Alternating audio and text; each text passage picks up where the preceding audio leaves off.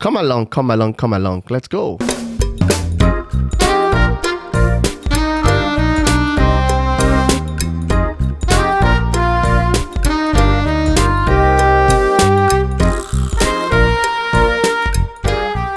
Hello, hello, hello. It's now episode 2 of our Why How J podcast. Yes, How are you sir. feeling today? My fellow people, you are the guest, the audience, you are the guest of today. So we want to welcome you to, thank you for taking our time. I know we've listened to episode 1. If you haven't, Yes. you want to jump on it, to really take our time, go through it. Quite a lot of interesting conversation we had there. It was Yes. pretty very personal, right? It was. Yeah, we just kind of give insight into our own journey, what it feels like being a realtor, what it feels like being a home buyer, all the intricacies that went into it. I think it's going to be helpful to you.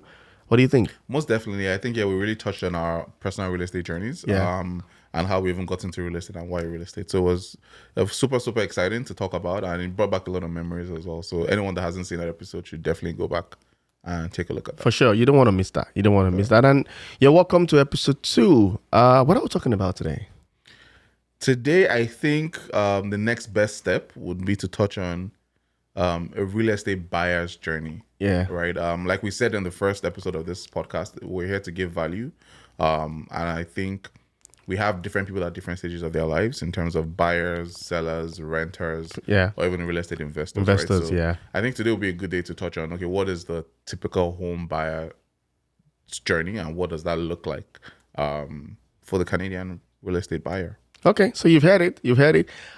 So you're welcome. My name is Omobolanle Adesonya. I'm called Joe. And then I have here with me my very good brother and friend. Yes, sir. What's your name, sir? My name is Nasa Atta. NASA Hatter. Okay, great. Is it NASA or NASA? Same difference. Canada NASA Hatter. Same difference. I've heard all sorts of variations of my name. Okay, Yeah, okay. But the easiest way to remember it is, NASA, like the spaceship. Yeah. That's easier, just NASA Atta. To bring me to that, sometimes when I want to call you, but I use Siri, right? I say, hey, Siri, call NASA. It's always calling the NASA, this space agency. I'm like, oh my God, this guy, what's wrong with you? I said, Are you serious? I tried the first, like, NASA. The guy still go call the NASA. Oh, I'm like, gosh. you know what? I have to do it manually. Okay. Wow, So, that's yeah, interesting. it's NASA. And again, like we said, you're welcome to today's session of our YOJ podcast, talking about the first-time home buyer's journey. And we pretty much had this also on our 4 days, first-time home buyer's challenge. Yeah. So we're going to be walking through today. So come along. Let's go. So today we're just going to be looking into that for a first-time home buyer. Yeah. Who is a first-time home buyer? I think it's pretty descriptive. Someone buying a home for the very first time. Yeah. For the very first time. But that's a good question because the Canadian government actually has different definitions of who a Exactly. first-time home buyer is, right? So, but for the sake of simplicity, a first-time home buyer is someone that is buying a home in Canada for the very first time. There are some exceptions though in the terms of maybe you haven't lived in a house that you bought Okay. yourself. I believe for the last 4 years, maybe you moved out or you experienced like a divorce or a separation and you're not in that property anymore. So you still qualify as a first-time home buyer. But yeah, we'll definitely share the link in the description of this video so people can see exactly who qualifies as a first-time home buyer. But for the sake of simplicity, I'll just say if you're buying a home if you haven't owned a home before in Canada, you qualify as a first-time home buyer. Okay. So what if I bought a property, but it was for investment? I never lived there, right? Will I still qualify as a first-time home buyer? That's a good question. But you still qualify as a first-time home buyer, I believe. You still, but to be honest, I'm not too sure on what the exact, because there's a lot of Intricacies, into that, right? Especially from a CRO perspective. So you really want to speak with an accountant, or your tax advisor, whoever that is, to basically make sure that you're not outside the rules or the confines of the law.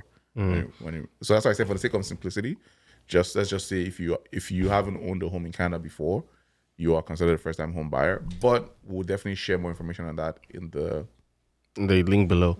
But yeah. I also think, again, I think what really distinguishes, or really like the key thing is that first-time home buyer's rebates, right? So I think if you haven't explored that, if you haven't used that, maybe you might still qualify as a first-time home buyer within that context. But literally, in the street sense, a first-time home buyer is someone who's buying a property in Canada for the very first time.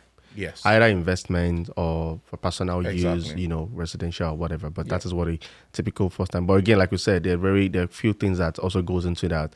We have to be looked at as a criteria as to what if, for example, if it was an investment property, right? What does that look like, right? But for today, we're just going to make it clean and simple without getting too complex for our people. So what does that journey look like? Maybe I want to share in a little bit of, so if I want to buy a property, I want to own a home of myself or my family or my spouse or even as a single person, what are the key things? How do I figure out? What are the key things I need to consider, right, in making that decision to say I am ready to buy a property? That's one. The location. How do I determine what determines the kind of location I should be exploring as a first-time home buyer? So I would say for in terms of buying a property, they're like things that will be personal to us individually, and there'll be things that are just generic for everybody, right? So let me start from the generic things. Generic things would be things like, there are three key things. Number one, your income. Yeah. Number two, income meaning how much you earn, right? Just to be clear. Number two, your down payments. That's just basically your savings. How much have you saved up? How much you have ready? You have ready to like spend in cash. Number three would be your credit score. So those three things I think are generic for everybody. And I'll add a fourth one now, which hasn't always been the case, but it's the case at this current moment, which is you'd have to be like a permanent resident or a citizen of Canada. Just because we have like a ban on people that are not Canadians buying property in Canada just because of our exorbitant price of house prices. Exactly. And I think previously, there was a lot of room for people probably on work permits. Exactly. And also investors. But I think for now, there's a cap on that.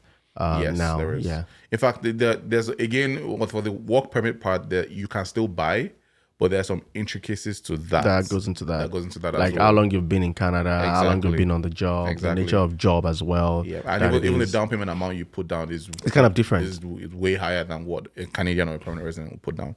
So let's just say for now, there's a ban on people buying properties if you are not a permanent resident or a citizen of Canada. At least I believe it expires in January of 2027 is when the ban expires. Yeah, but doesn't mean, if you want to buy, right, either on work permit, you can still reach out to us. Yeah. Right, and then we could look at, what are the options that are available. Because the beautiful thing about law is there's always a lacuna somewhere. There's always a gap. What's a lacuna? You're a lawyer, but I don't know. Oh, okay. Oh my God, you've messed me up. So lacuna means a gap. Right. Okay. Like a hole, it's basically a gap that you can take advantage of. Right. Something that is not clearly defined. Like a loophole in the law. Right. That you can take advantage of. And then by interpretation, it was never interpreted. Right. So it's easier for you to lynch on it. Right. Yeah. So there's always a lacuna there. Which, so we can always look at that, to know which options, even for your work permits, we can explore for you. But basically, I think for a first-time home buyer, I was talking about the location. Well, what are like you've mentioned, the key thing that determines your income, your credit score, your resident status. Right. And then if you talk about the location, the kind of things that inform the kind of location you want to buy, right? Where is it happening? Where can I afford, right? Where is it happening? What's my income? Like, where can I get affordability? But I think the key thing is your job. Yes. You need to consider, the nature of your job, right? And the mobility. How is it for you to commute, right? Because again, beyond looking at, I want to go buy. Now, it's very different if you want to buy to invest. True. It doesn't really matter. You whatever. Can buy anywhere. Buy outside the country, exactly. Anything, but if you want to buy to live, I think it's always very important for you to look at the location, particularly for your job. Right. Proximity to work, access to transportation. Absolutely. Because trust me, it's fun to buy a house. It's exciting. But the reality is you're going to go past that phase, right? And you're going to go back to the reality of how close is it to my work? Is it easy for me to get a streetcar, a bus? What's the train access? All of those things are really very key things I tell people that we need to consider, we need to look at before you just make a decision, of a location. Right? You look at it, what's the kilometer, what's good for you? Right. Is there good railway transportation? Is there, easy access and all those things? And then with that, maybe like 40 for some people, an hour drive is fine. Yeah. For some, for me, it's long. Exactly. Yeah. It's long, right? For some people, train. For someone that lives in Oakville, Right. right, and works in downtown, or let's even say London and works in downtown, right? Even Barry, right, and you work in Yeah. Toronto downtown, right? Yeah.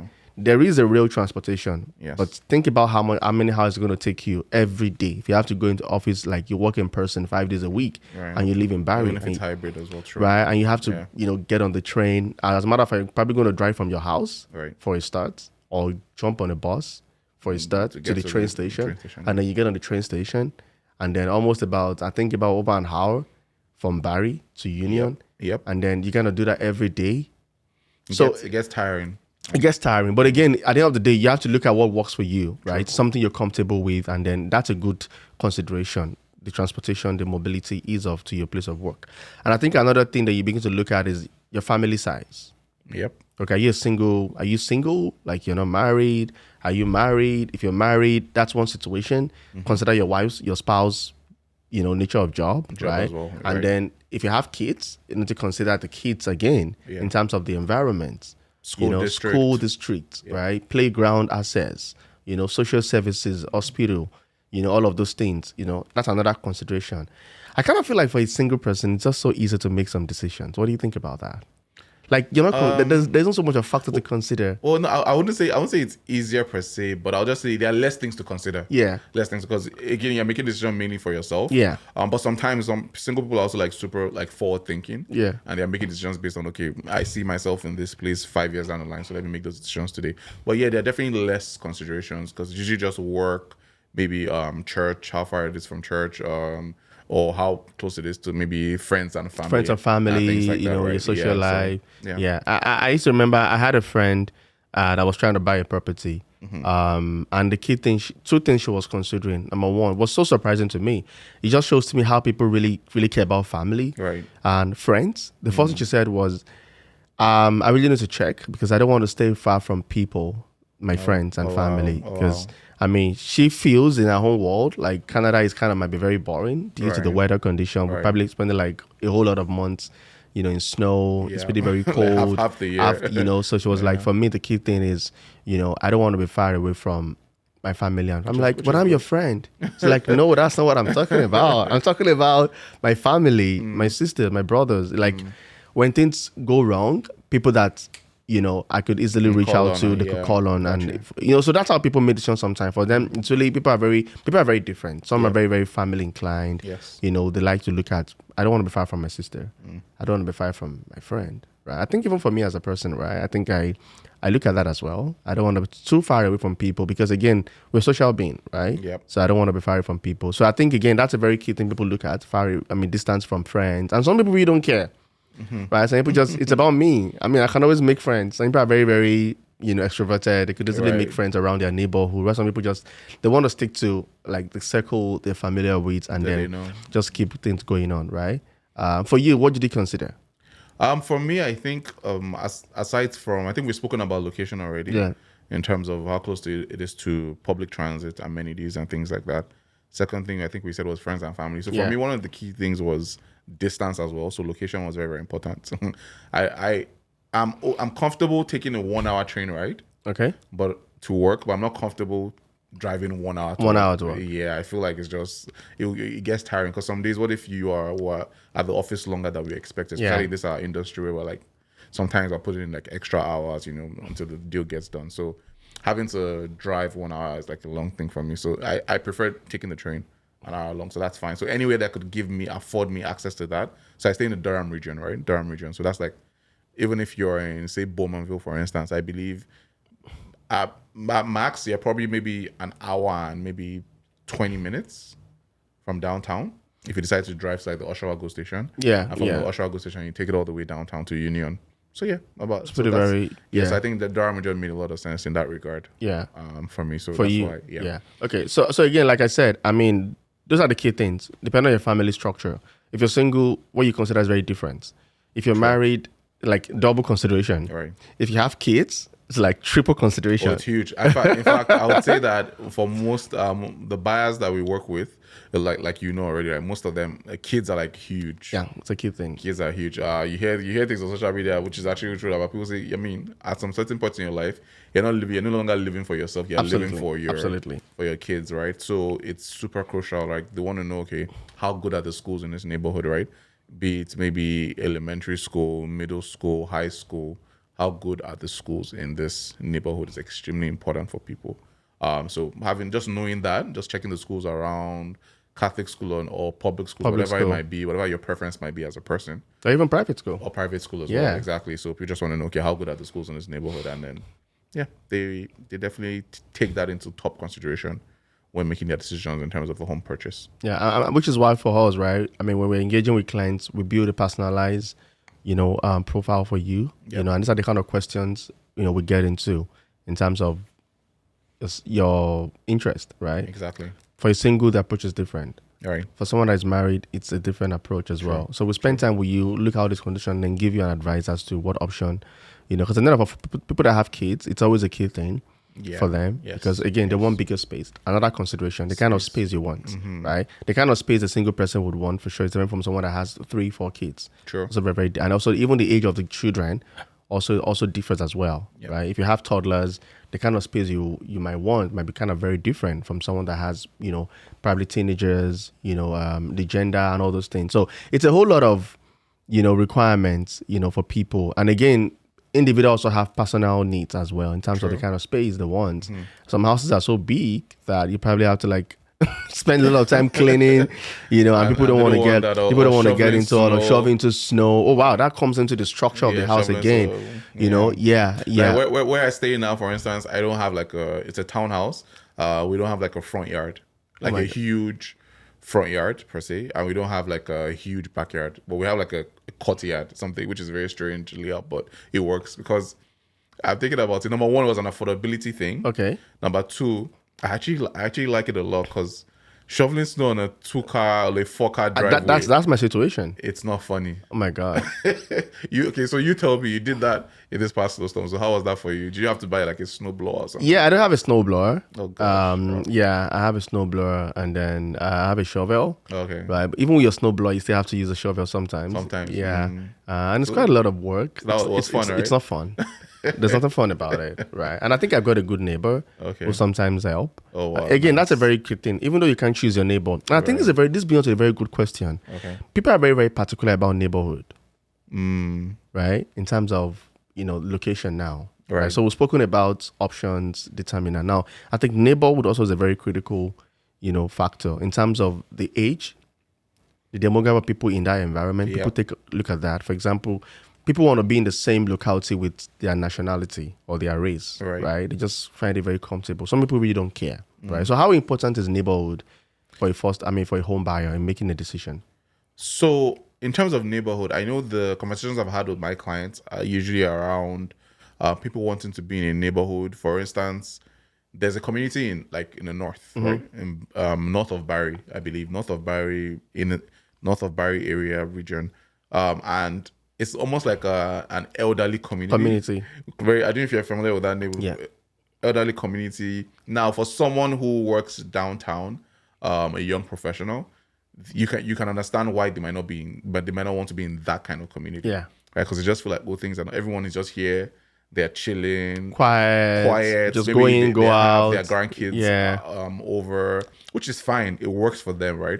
But for a younger professional, they're thinking, no, I want to be like Social environment. downtown, Yeah. where I have proximity to like the Rogers Center, proximity to like a CN Blue Jays game, CN Tower, go for dinner and all that. So you can see why people are very particular about the neighborhoods that they actually buy because of those kind of reasons, right? So to your point about demography, right? Another thing might be just in terms of people wanting like a very diverse community. Yeah. We spoke about kids. For some buyers, it's important that whatever school their kids are in, that they feel like their kids are comfortable in that environment. And obviously we know about the importance of things like inclusion and Diversity, right? yeah. So their kids can be in a neighborhood where they don't feel like they're just the minority and they can't really voice out their opinions and things like that. So that's also important to them. Like, oh, is this community like diverse enough? Let my kids have like different experiences, learn from different people, Yeah. or learn from different cultures. That's important to them as well. So that's what I would say about the neighborhood aspect of things. Yeah, and I know that for some clients, once they set out to start looking at houses, it's always the kind of question they ask to say, neighborhood search. They want to get an insight into what does neighborhood look like in terms of the demography. Yeah. Is it a young environment? Is it an aging environment? Right. The kind of school, because that also helps them to make a decision to feel like it's an inclusive environment, right? Right. Because again, there's the environment where, it's densely populated by people of similar color. Right. For some people, that's a choice for them. That's kind of where they like. Right. Either for cultural reasons, for to celebrate culture, to keep the culture going, because they kind of feel like when they stay in that kind of community, it's easy for them. It's much easier for them to keep the culture, whatever culture they want to, imbibe in their kids, to keep it going. As against when they have, like probably they're in the midst of a complete different culture and they kind of feel very uncomfortable, alienated, right? Why some people actually don't like that option of being in a diverse community. Again, people are very different, and I think this is one of the key things where, as a realtor, we service everyone, and then we're able to, analyze and look at these options for you, because we do have this community that are multicultural, and there are some that are strictly, predominantly a particular culture. Right. So there's always that option for people, and I think that's one of the bits I like about Canada. Right, it gives you that option. Options everywhere. Whatever you want. If you want to be a diverse person, it's beautiful. If you want to, and doesn't mean even if you stay in a particular culture environment, it doesn't mean that you don't want, to mix. It just means there's a particular reason why you want it. Right. Maybe because of language barrier or, like I said, cultural. That's actually a very good point. Very good point, because some people don't. You might, because like it's popularly said, right? Like Canada is like a culture. It's like a nation of immigrants. Immigrants, right? Yeah. So assuming someone moves to a place and then they don't even speak like maybe English fluently for whatever reason, or it's like someone more wanting to go and live in Quebec because you are bilingual. Yeah. So that's it's always an option. Yeah. So beautiful. So we've spoken about neighborhood, right? So now one other thing I know people always ask in terms of, I want to buy a property is, what is the first step? What do I need to do first? The very first step. Yeah. What's the very first step? Like, when I say very first step, like that step. This feels like a trick question. That step it's like a must not miss. Right. Right? Like, I mean, that's what we call it. You can, right? But you must not miss. So what's like that first step if you want to buy a property? What is that first thing you want to do first? I'd say it's to get a pre-approval, which ties into the initial conversation about your income, your credit score, as well as the savings or down payment that you have. So those three things are basically what a pre-approval does. Yeah. You go to a financial institution, be it one of the, either the red bank, the blue bank, the green bank. What does that mean? What's a red bank? What's a blue bank? If you're in Canada, you know what that means. I don't know. We don't give you free promotions. Oh my God. If you want the name of the bank, I mean, we have a lot of sponsorship opportunities. So if I put on Google Blue Bank, it's going to give me something, It will right? definitely show you something. Okay. I would hope so. Okay. Or ask ChatGPT. Maybe that would We're come promoting them as well. That's fine. It's fine. It's an AI tool that people need to learn how to use. So Absolutely. Makes your life much easier. Exactly. So if you're gonna put either the blue bank, the red bank, the green bank, they would basically collect your income documents, be your employment letter. Yeah. Remember, there are two types of employment. Right? You cannot be self-employed. Yeah. Or you are employed under an organization as well. Which is either the T4, the incorporated, right? Exactly. So they take those things into consideration. Then your savings or down payments, if you have saved up maybe 50, 10, 25, whatever amount, 100,000, 500,000, beautiful. You take that into consideration as well. Your credit report, they pull your credit report. Now, based on all these things, they then give you what they call a pre-approval, right? Telling you that, okay, Joe, based on all these things that we've looked at, we believe that we can issue you a mortgage of, let's say, 800,000.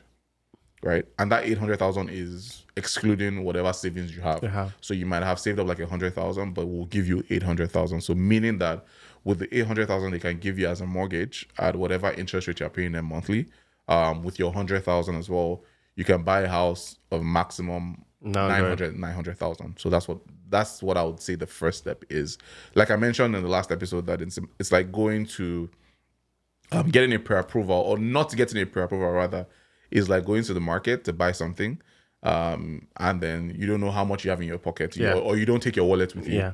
And so you get into the market and you start looking, oh, I love this shirt, I love this, But you don't know your affordability. but you don't know how much you can You don't afford. know. And then you're about to pay at that point in time, you now, oh, hold on, you now start searching your pockets. So that's stressful. Yeah, so it can be stressful, it can be embarrassing, it can be stressful, and it just wouldn't make the journey as pleasant as it should be or can be, right? If you go into the market like just unprepared. So Yeah. that's the very first step. Yeah. And I know that, I mean, people always feel that buying a property or buying a house is always very stressful, right? And I think from personal experience, from client experience, I think it's always because of some of these things that are not done properly, right? That kind of makes it very, very, very stressful. Yeah, there's a method. There's a method to it for sure. Yeah, yeah. And if you don't follow through that method, it really can become very stressful. True. And ideally, it really shouldn't, right? It's something that I feel that should be exciting. It's a journey that you should be excited about, right? You know, it's like Absolutely. yeah, because you're buying something beautiful. You know, you're buying something that you've probably, when you've gone for inspection, you've gone for, you know, house showing, and you kind of like it. Yeah. Right. So the last thing you want to get into is now going through all the hassles, all the stress. Now, it doesn't mean that, I mean, it's not going to come with its own, it's going to give you a lot of emotions, right? But depending on where you're coming from, and it could be different emotion. Most time, I want to make it a very exciting emotion for clients, right? Which is why we always say that there are things you have to do, because the kind of emotion you will get depends on the kind of things you've done, right? The step you take, right? So this is why there's something we can always share that there's an ABC, right? I think we need to actually come up with something like that for people. The ABC of buying a property, okay? What it really does for you is, like, if you follow through that step, right? It's gonna be a very exciting journey for you. You'll be happy, you know. Imagine going through the right process of getting a mortgage approval, right? That has taken a lot of stress away from you, because right now you're actually going to the market confident with a clear picture of how much I can afford, right? So beyond your interest, you like this property. That's good. That's one thing. But there's a reality you're confronted, which is the fact that you can't go beyond a particular amount of number. Right. Now, as against if you did not go through that process and you just find the property, you like the property, you get connected with property, and then the bank tells you, oh, sorry, we can't approve you for this. Like, there's a lot of, we shouldn't really be, right? You kind of feel like, oh, this is what I like. And then when you're going out, you're going with that image, with the picture. So you're probably going to be going around and looking out for that kind of a picture in your head of that kind of property. Yes, right. True. You know what I mean. You're basically looking at asking that kind of very picky and making sure that basically trying to compare the property you saw that you love, and trying to see if you can find that in another property that will most likely not be the case, because they're not at the same price points. Yeah, and it actually protects. What I've found is, as you know, it actually protects both ourselves as agents and also the buyer. Yeah, and the reason for that is just like what you mentioned as well, right? It's because when we go in a seller's market, right? A seller's market is when people are putting houses on the market, and there's a lot of buyers bidding that war. are trying, exactly. So they are bidding wars. Now, when we go into negotiations as agents, right? If we don't know what would I say, the hard stop number for you. Like, for instance, you're qualified for 900, but you tell me, okay, you know what, I want to leave like a 50K buffer. Or you tell Joe as well the same thing. And I want to spend nothing more than 850. Yeah. Because we know that number, because you have a pre-approval, when we go into negotiations, it's smarter for us. We can go in and start at 800. Yeah. Or 789. Yeah. And we can play that game with them, that game. I mean, we know where it's going to land at the end, exactly. Right? Play that game with the other agent to say, okay, you know what, or we go in firm, we just go down 820, or we get at 840, and we say, okay, 850 is our max.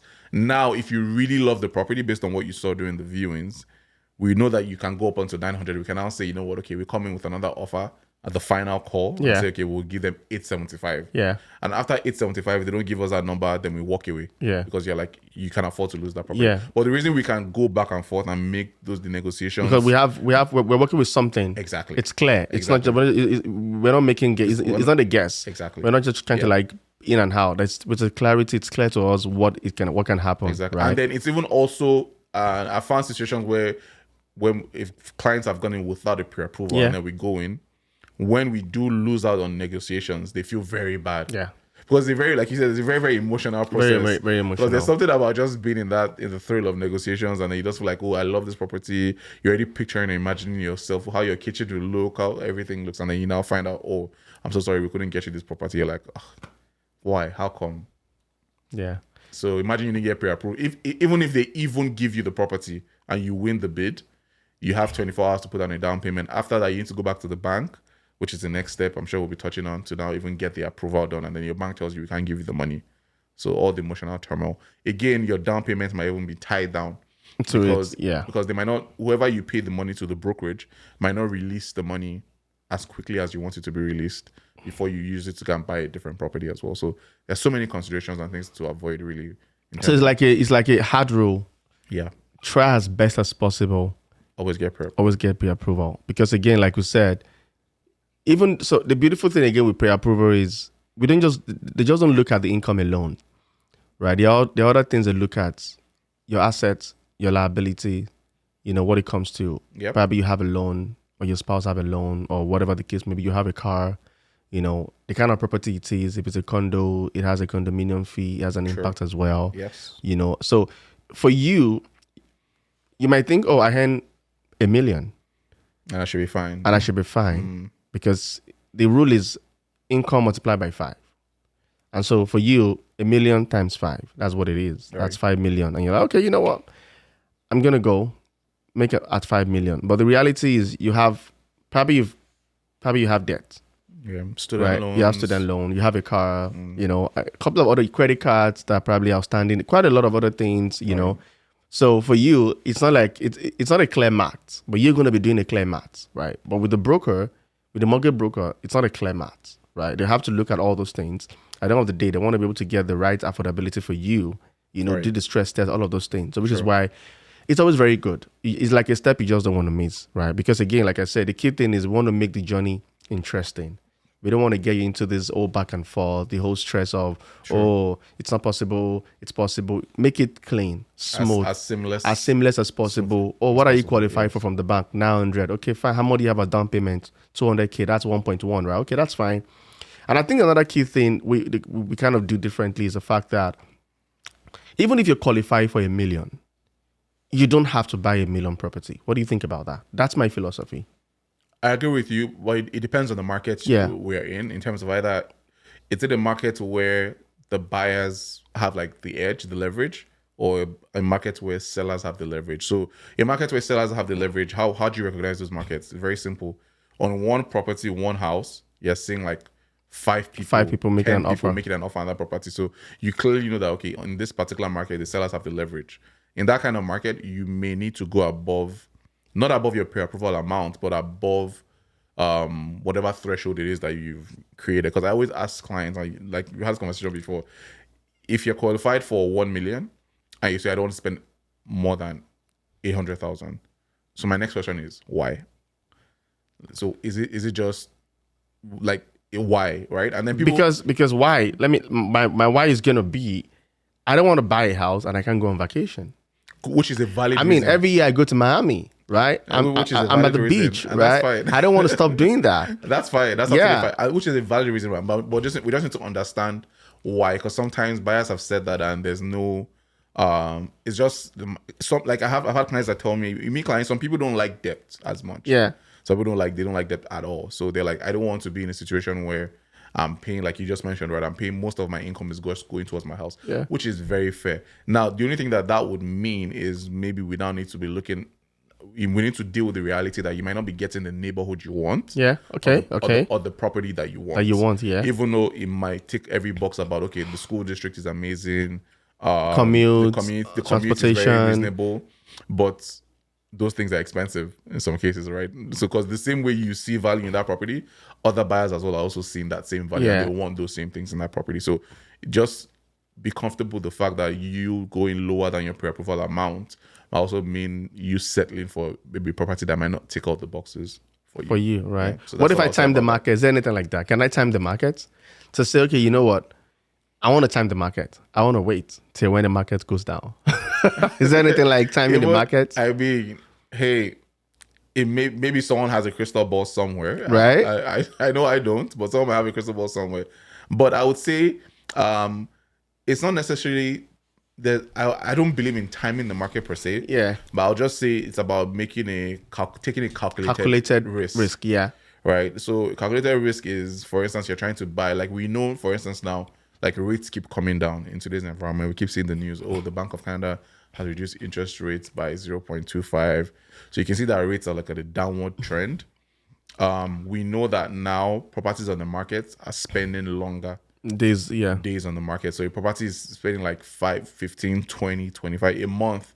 And from the pictures, it's like a nice property. There's nothing wrong with it, right? I think this is really tell all my clients, let's go. It's time. Let's get into the market. Right. Like properties are staying longer. You don't want to miss out on this. Like, Right. come, let's go. We get it like $100,000 lower. I'm just joking. Right. So you can say, okay, this environment, okay, I think this might be time for me to jump in because everything seems set. Now there are risks in terms of, okay, there's like trade wars and tariffs and all that, a little bit of uncertainty. That's another very interesting Dynamic, topic. Yeah. The whole tariffs, the trade war going on. Before we touch into that, I don't want to do this talk, keep it going on, time in the market. So based on that, you can feel like you don't want to, I would like to jump in now because everything seems set. Yeah. And I feel like this is a conducive environment for myself and my family as well. That being said as well, if you are working in some certain industries, maybe you don't want to take that move because let's say you're working in tech. Yeah. And they're seeing that in the tech industry now, employers are like cutting jobs like crazy. Yeah. So you might just be like, let me just hold on. Take a chill. Let's take a chill pill for now and just see how things, like, let things settle a little bit, which is fine as well, right? So like you said, and this is what I love about what we do for our clients and why I even love real estate in general, at least a great agent or a great realtor is taking a lot of things into consideration. A lot of factors, information. We're almost like we're more of like real estate consultants because we're trying to just look at the whole picture of things and give you what our professional advice is from that perspective. So yeah, that will be my take on timing the market. Just think of it more about calculated risks as opposed to just trying to time the market. Yeah, and like you said, I mean, it's really so much around providing that value-added service, right? To people, clear advice, something that you can beat. All facts are going to fall on it. You're going to see that it's the same. The data are clear. The information are correct. Even there's going to be a difference, maybe a little bit of just very, very insignificant, amount of percentage difference. But it's always as best as accurate because again, we're working with clear data. We're looking at market insights, and like you said, we can't time. But with all this information that are available, it could help us to advise you as to the when, the how, and where, as well, right? Exactly. So I think So basically, you can't time the market. You could kind of like take calculated risk, right? And then work with clear data, work with clear facts, and then be able to make a decision as to if it's a good time to buy. But again, I think when you ask me when's a good time to buy, a good time to buy is when you need it. Yep, it depends on you. It's personal. A good time is when you need it, right? Because the reality is, like I always say, they are not creating more lands, right? It's limited. And like they always say, the only thing that is real is real estate, right? Because, I mean, market could go down, a little bit of drop in value, but the reality is by default, real estate is known for being real because it always had value, right? Houses in good condition, in good area, it's always going to keep going up. Right. Because again, like we said, lands are not being created. Nobody's about to build a new land. If Canada is 1 million hectares of land, that's what it is. It's fixed. It's fixed. Like nothing is going to be different. I think we said that in our previous, episode as well, right? Yes. That this is the only thing that is real. So the time for you is when you think it's right for you, with all the right information, all the right data, the location you want, proximity, family structure, the kind of property you want, and then we could get started to look at options that are available for you in the market. Okay. Now, so something you said about the tariff, right? There's been a lot of conversation, a lot of insight, around what's going to look like for the market. Right. Is it going to bring the market down? Or is it going to take it up? Now, coupled with the fact that we know that once interest rate goes down, the impact is it puts more money in people's hands. Yes. Right? Which means if you want to buy property, your affordability increases. Yes. Because the rates now, the rate is lower. Do you think that's going to be the case with this market? Is it going to, so with the whole tariff, if it stays the way it is, right? It's an exciting question. I'm already getting excited. Yeah. Is it going to, because I kind of have an insight, because I think I was speaking to a friend yesterday and we're pretty speaking like economics. And I mean, sometimes you don't even know the kind of the wisdom God has deposited inside of you on situations begin to make you engage with research. So we got into a conversation yesterday and, we're pretty much speaking, like I said, like economists, right? We're talking about data. We're looking at the various, variables that could drive the economy with the Right. tariff. So from a root, let's say perspective, right? Do you think? And I know where I know where I'm headed, right? Okay. Do you think with this tariff and the interest rate going down, Right. what do you predict with the housing market for 2026, 2025? Okay, so I mean it's a very, very complex situation. There are so many moving parts Yeah. to this and this question and everything. But if I'm to make an informed forecast or guess, right? So now the whole tariff thing, right? Where it's impacting, so it's going to have different impacts on real estate, on different segments of the real estate market. That's the first thing. Okay. Different segments. What do I mean by that? Number one, there's the resale market. Yeah. That's houses that are already built. Already built. Right? Houses that people already lived in. If you're selling, all you need to do is just to maybe do some little minor touch-ups, finish your basement, whatever you need to do, upgrade some appliances, and then put your house on the market to Yeah. sell. There's that part of the market. There's the pre-construction part of the market where houses they are not yet built, just like bare land, but the builder is sending you like a plan. Okay. Right. So why am I mentioning this? Like the tariffs, which is like basically is going to impact those two different segments differently. Right. And I think people don't touch on this too much. We just say, oh, how it's going to impact the real estate market. That's too broad. That's too broad a spectrum to be looking at. Too broad a lens to be looking at things through. Because pre-construction is where it might impact majorly, because it's going to impact materials, labor, land, Lumber. and lumber, and just things that are used to be steel, things that they're using to build houses, right? Because if tariffs are placed on those things, then those things get more expensive, and then those costs will be passed on to the consumer. Yeah. Right. So that means we're saying houses are going to be more expensive for buyers. So even despite the rate going down despite the rate going down. for pre-construction. Yes. Step one. That's one part of it. Now, on the resale part, if those houses are now too expensive, what that means that people might be running to houses that are already on the market and already built. Okay. So someone might say, okay, instead of buying a new house that I really wanted, why not just buy a house that's like just 3 years old or 4 years old, right? Now, will that drive demand to those properties as well? The answer is yes. So that's also going up as well. So I can't buy a new house. I want to buy a house that's 2 or 3 years old. That's, again, this is my own take on it, right? Yeah, absolutely. Now, the third thing again is, like you mentioned, interest rates are going down.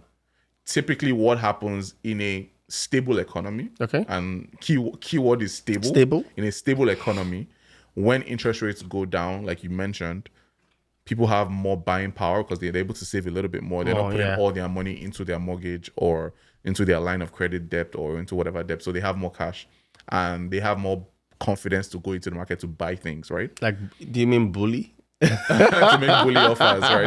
I'll just say to buy things, right? So now what that does is that usually increases prices as well. Yeah. So those are three things that already indicate that prices are still going up.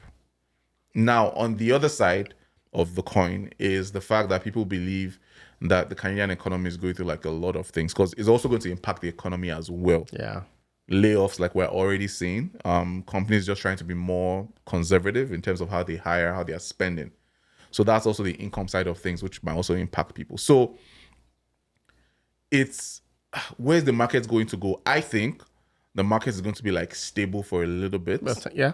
Into 2025, until late, because people are just basically, before it was, the fear of missing out, or let me buy, houses are getting more expensive. But now I heard a mortgage broker say this, is now the fear of overpaying. People are like, I don't want to get into something now. Yeah. And then the prices dip. Absolutely. So I don't even want my client to get into that. Exactly. Right? So I'd rather even stay off. I mean, which is an option. Depends, right? If there's no, if it's not certain, right, and I can't go low, right, and I just don't want to get caught up, with my clients in that situation of over. Again, that will bring the word. Is there anything like overbuying? We'll talk about that later. But let me allow you maintain your thoughts. So, so also, I don't want to overpay for anything at this point in time. Like, what if I buy a house now? God forbid, I lose my job. What happens? Yeah. I have a point to that, but so that's one side of things. So the other thing is also, what if I buy a house now? I buy it for 900, and then the market goes down. Then 3 months down the line, it's worth 800 or 810. Investments, it happens every time. My final take on this is very simple, right? Real estate has always been. I know in the pandemic we were seeing like a lot of like huge price increases.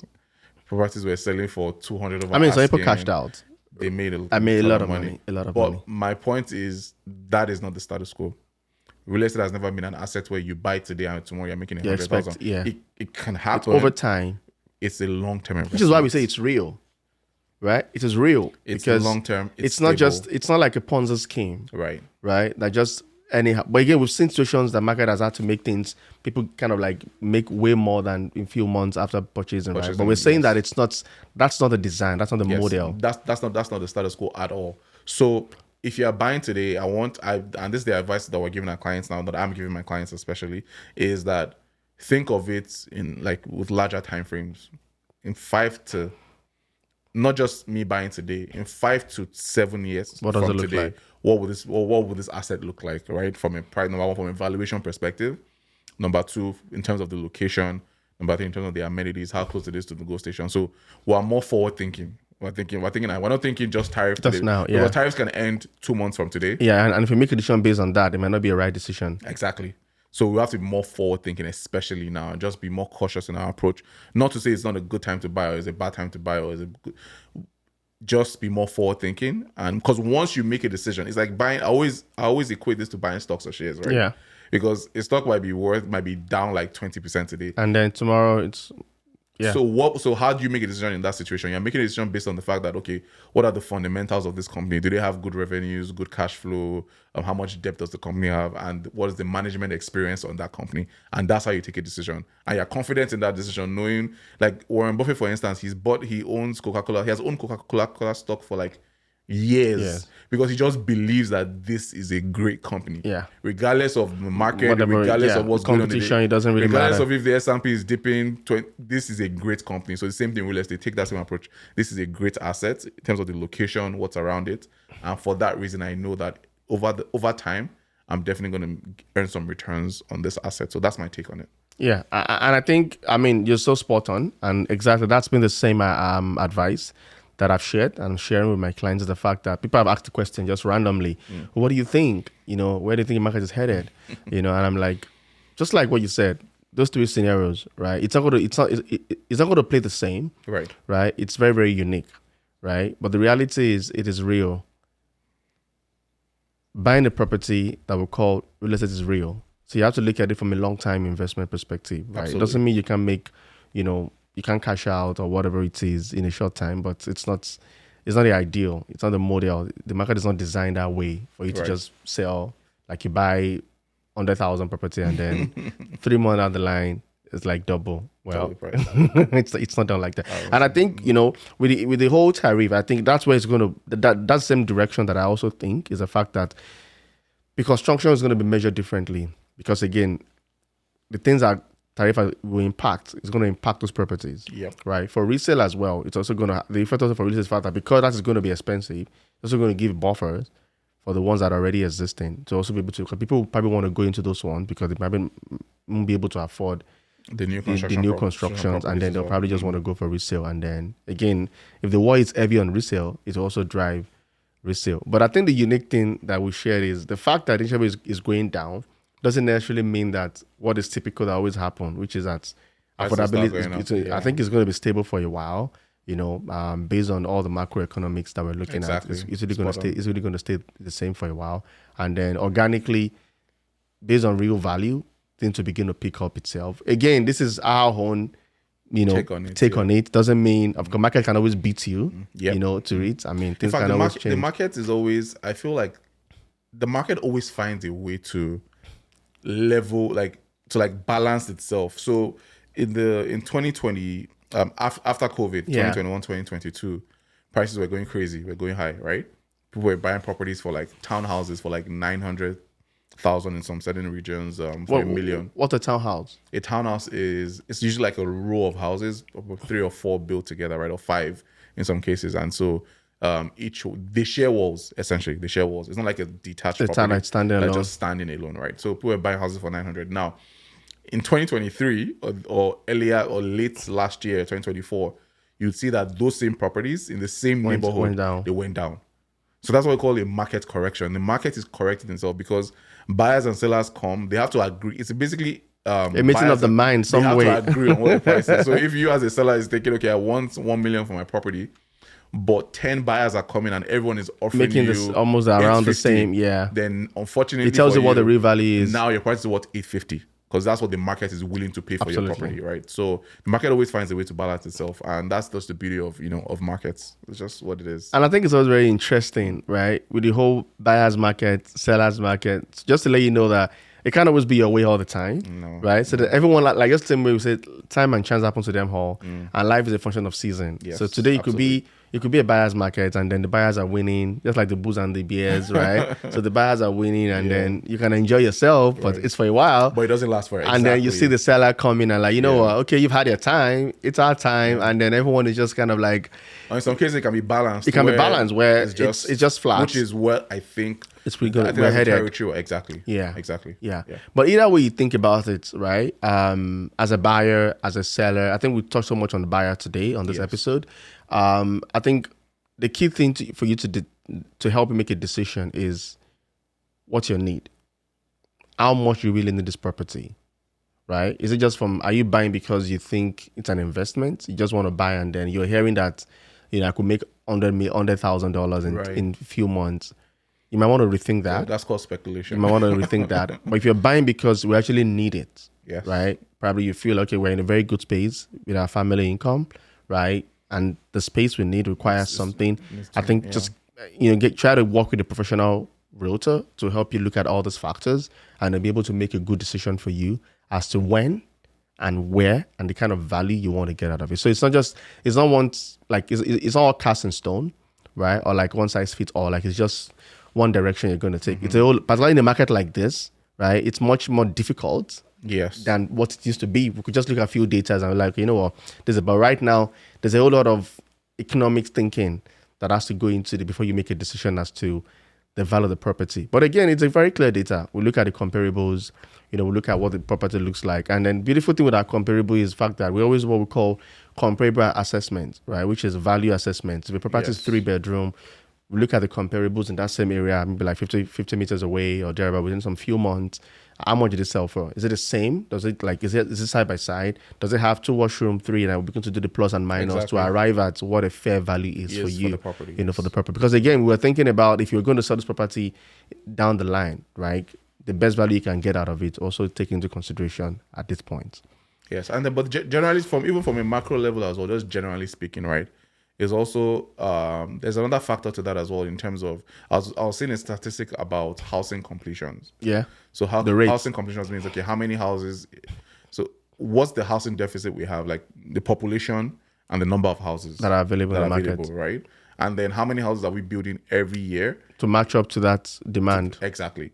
And the reality of it is that Canada is at least like 10 years behind in terms of meeting the market needs. At least 10 years behind. And the only thing the tariff is going to do is still slow down the number of houses that are being built. Yeah, because of course, for builders are more expensive. Exactly, some might not be able expensive. to afford it. Exactly. So we don't have to think, okay, if we won't have as many houses. And also, the good side is we've also been able to reduce the demand a little bit with the whole new population mandate announcements, right? Trying to reduce the number of people coming into Canada as well. But the reality of it is it's still not enough to shorten that gap between number of houses that are being I think probably built. things have been left for too long, without different open immigration Yeah. and then things are not being pushed to meet up with that demand, and then it's kind of putting a lot of pressure. Even in terms of the amount of arable land or land space that builders have to build on. Yeah. Right. There's still that as well. So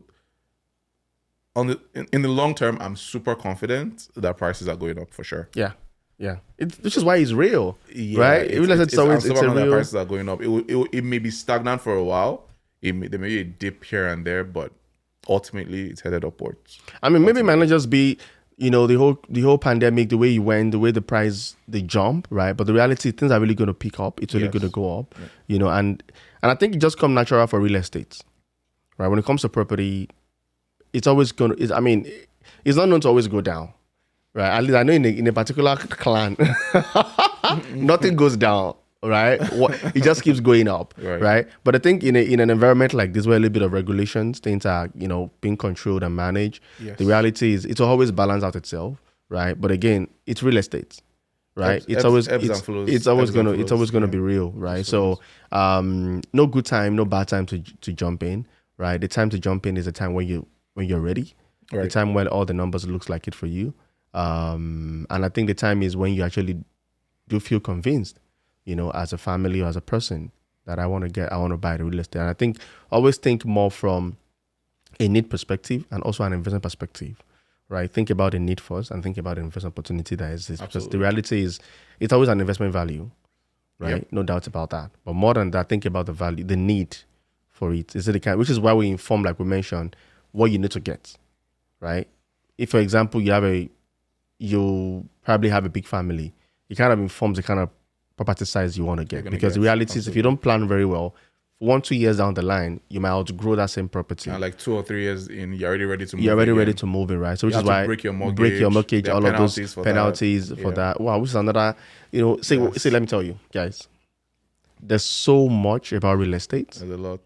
that, we could spend hours, like days, Just dissecting. Yeah. When we talk about mortgage, that's a complete different process entirely. That a lot of things goes into it to make a decision. Is it variable? Is it fixed?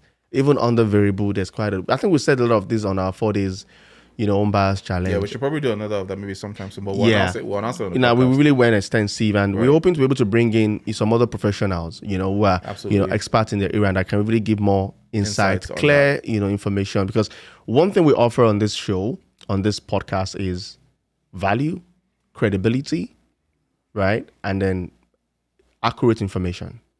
We don't want to mislead anyone. Yeah. And to do that means that there are areas of expertise that we do have, and there are areas where we don't have. You have to refer it to And we another have to professional. refer, right? Which is why on this podcast, you can be sure that at least within the context of our own confine of confidence or professionalism as a real estate, we're going to be giving you absolute 100%, or even anything is more than that, information that is verifiable, fact-checked, right? And then areas where we feel that, is out of our knowledge, we're going to bring in a professional To speak speak about it. So you can guarantee that, when you tune into this podcast, wherever you're hearing us from any time of the day, you're getting a one-stop shop information, real, accurate, genuine information. We don't have disclaimer. It is real. We're giving we you. need to add one. We'll add one in the description of this video. We'll Okay, add a disclaimer. it's all. And then if you have any, any question, or you probably a professional as well, you have any idea, information, you can also drop in the comment section. Absolutely, We'd like to hear what you have to say, particularly on the tariff. Right, I think there's a lot of. I think it's a information lot. out there, I think we need to actually have another session specifically to look at what the impact of this tariff is. So what do you think? There's so many. Again, I think we need economists Right, to come on the show to come on this show and be able to there's help so many parts, our like people. The way, in fact, the way that I read another article online about the way it would even impact Ontario. Yeah, is different. It's going to be the different from impact other it will have on provinces. BC, exactly. So they're like, there's so many moving parts to this, right? I think what we need to just be doing now is just be praying for wisdom for. Please, let's pray for Canada. For the leadership let's pray for of the Canada. country. Yeah, Yeah, let's pray for super Canada. important, Let's yeah. pray for Canada. Whatever, any faith you Whoever belong goes to, in, whatever party just they- let's pray for Canada. Yeah. Canada is all we have right now. Canada is our country, Exactly. and we stand by Canada. 100%. We stand by our leaders. Yeah. And then, so let's pray in our individual time. Let's pray for this country. This land must prosper. It has to. It has to prosper. Yeah, It's we're a here. prosperous land. It's a fertile land, and we have to enjoy the fruit. Has so much to So much offer. potential. So much. Yeah, so much People, potential. resources, proximity. So Yeah. much. Yeah. Like every one of you, just think about the value you bring to this country. Yeah. Right? So your little 1 minute, 1 second prayer to Canada does a lot. It does. And we're so confident that we're going to get past this.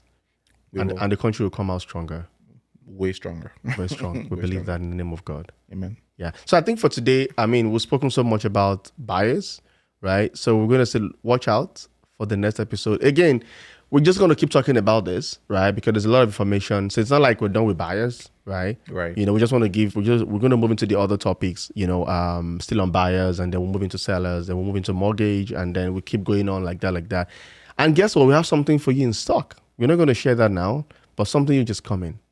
It is. Something just coming. So I just want to encourage you, stay tuned to this, set your reminder, set your alert, set everything. Subscribe to this channel. If you haven't subscribed, share with a friend, do that. with a friend, with a friend, with a friend, with a friend, because there's so much information we have to offer you. And I also like to say as well for whoever is watching this, please, they can also drop like comments in the comment section, right? Are there maybe pressing topics You maybe like, myths or things that they've heard and not too sure about in terms of real estate? Please drop it for us in the comment section, right? So at some point we'll look through the comments and definitely address that as best as we can with the best of the expertise that we have. What do you think about? I mean, NASA is such a professional. So is Realtor Joe smart, as well. intelligent, articulate. So thank you so much, fellas, for joining us today on it's a YLJ pod with Nasser and Joe. Stay tuned. See you on the next episode. Have a wonderful day. Take care, guys. God bless. Bye.